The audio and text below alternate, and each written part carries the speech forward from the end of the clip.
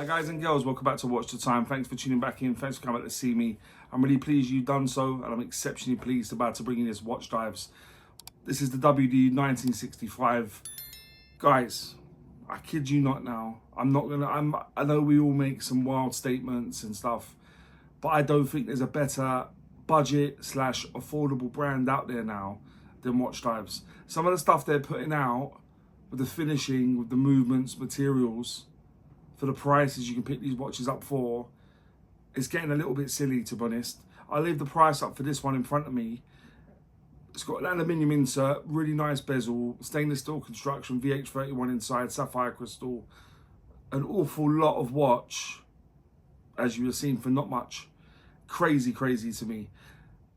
But should you pick one up? Because some of us, I'm in an R in sometimes, cost and price of things is very subjective to the individual. Some of you may want to spend a little bit more and get maybe a San Martin, Chronos, those sorts of things. But if you're looking for an affordable brand, I would now probably be inclined to push you towards Watchdives. And hopefully by the time we get to the end of this video, you'll understand a little bit more why. But I'm gonna leave an affiliate link in the description. Please feel free to use it. They've got their own website, they've got the AliExpress store, so we use whichever one works for yourself. I'll leave a couple of links in there. But you want to see the watch, as we always do, I'm going to try and help you make an informed decision for your money.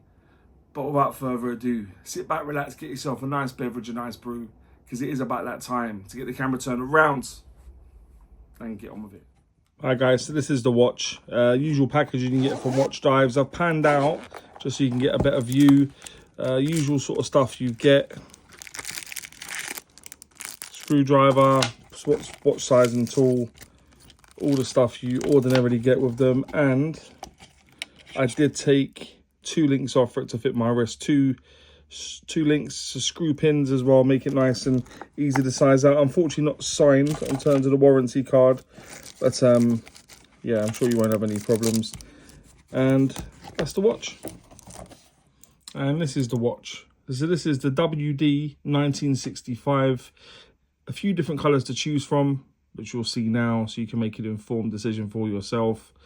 But really cool piece. Inside the watch, it's running the Seiko VH31 movement. It's a mecha quartz movement, giving you a bit of a sweep, which you'll see. And yeah, I've had this movement many times. It's a sort of a movement that's used a lot now.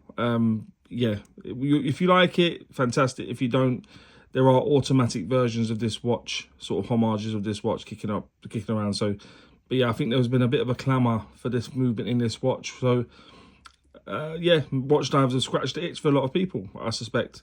But yeah, so the construction of the watch, aside from the crystal and the bezel insert, is 316L stainless steel. So you got brushing and polishing on the case, got the crown there, you got the case back, solid end links, you got brushing at the top, polishing at the sides of the links. You got a fully milled clasp with a couple of facet edges going down the side. But generally, the watch is 316L stainless steel with, like I said, a bit of a mixture of brushing and polishing. And for the price, which I'll bring up in front of me, I think it's looking pretty good in terms of the finishing. The case thickness of the watch is 10.9 millimeters. The case diameter, I measured from the 8 to the 2. It was coming at 37.3 millimeters. When you go from the 9 to the 3, including the crown when it's screwed up, it was 41.2 millimeters. The lug width on this is 20. That does taper down to 16 and back up to 18 millimeters at the clasp. And the lug to lug, tip to tip of the watch, you'll be pleased to know is a true lug to lug, given it's got a female index to the center link, and it's coming at 45.6 millimeters. So pretty good proportions there, guys. Nice and slim and stuff. So yeah, scratching a lot of itches for a lot of people, plus in that Goldilocks proportions for some as well. So there we are. The case back is screwed down, sterile. I like a nice case back. I wouldn't necessarily say it's a nice case back, but it's doing the job. Crown is situated over the 3 o'clock position, screw down crown with the Watchdives logo on there. The bezel is 120 click unidirectional aluminium bezel. I'll let you listen. The resistance could have been a little bit tougher, but you'll hear the clicks. Each one is crisp as the next, and it lines up bang on. So yeah, I can't say fairer than that.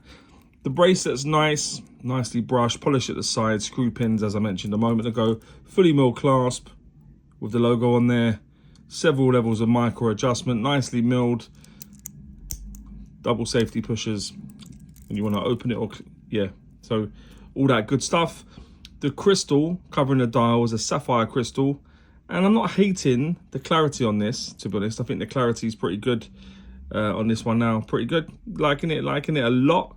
The water resistance, you'll make out down at the 6 is 200 meters, so that'll give you 20 atmospheres of water resistance, and the weight will appear in the top right. So with those 2 links removed, it was coming at bang on 117 grams.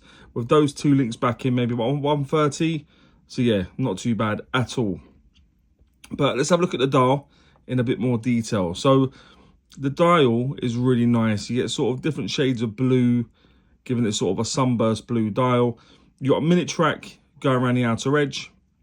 Inside of that minute track, you got applied battens everywhere. There's no date on this. It's not a dated movement, so there's no ghost position, I am pleased to report. But the indices and the hands, there's no points for originality in terms of the hands generally. The proportions and the way they're put together is very much like the watch is homaging. Good proportions though, nicely sized, nicely polished. A nice little facet on that hour a minute, just to add a little bit of light play, which I'm here for. You got the second hand, which is yellow. Again, good proportions, and that yellow writing also extends down to the 6.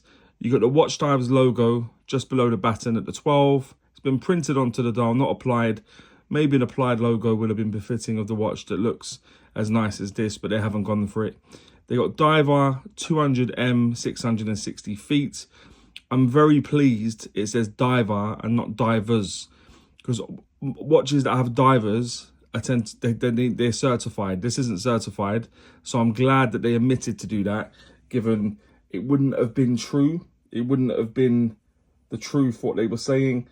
So it's nice. They've gone for something similar, but it doesn't mean the same. So I would take that as it's basically a dive style watch, which it is, rather than divers, which is certified. So yeah, that's much better in my opinion. But that's the hands, dial, indices. You're thinking, sorry, what's the Lume saying? So I'll bring the Lume up. The Lume massively surprised me. I really did. I'm not saying Watchdives are not capable of doing good Lume, or they do substandard Lume generally, but it was nice to see the Lume as good as it was, given it's a lot of watch for the price, in my opinion, and the Lume just extends everywhere. It goes and goes and goes a little bit more, which is always what I love to see with Lume. A very pleasant surprise on a very well put together watch that is a dive style watch, and it was very nice to see Lume at this level. I think you'll agree. But in terms of the watch generally otherwise, given it's got a VH31 inside, if I pull the crown out, it will hack. You put it back in, it starts back up again. And that is your lot, really, given there's no date on there. Normally I go through bits and pieces with that, but there's nothing like this on this watch at the moment, so nothing to cover there. But that's the Lume, that's the hands, indices, dial. Let me just pop it on the wrist quickly, give you an idea of what it's like on my wrist. One moment, guys. And this is what it's looking like on my wrist. My wrist is a 7¼ inch wrist for your reference. And it fits my wrist really, really nicely. I've only taken off 2 links for it to fit my wrist. So lots of levels of micro adjustment can be used and stuff. It's going to fit a plethora of wrist sizes. Given it's not the biggest, I'm sure people with huge wrists won't want to wear it, although you can. So it probably is sized quite well in terms of the bracelet length and stuff. But that's what it looks like. What do you all make of it? Okay, so guys and girls, that would now take me swiftly on to what I think is pants and pucker about the watch. If you've ever watched before, you know we start with pants. I like to go on a higher with pucker. So what I think is pants about the watch is not a great deal. I think this is a really good offering from Watchdives. I've said it before, I don't think there's a better budget watch brand out there at the minute.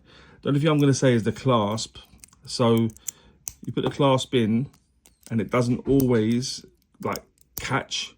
There's times I've been wearing it, it's been coming loose. So that's something I would say generally okay.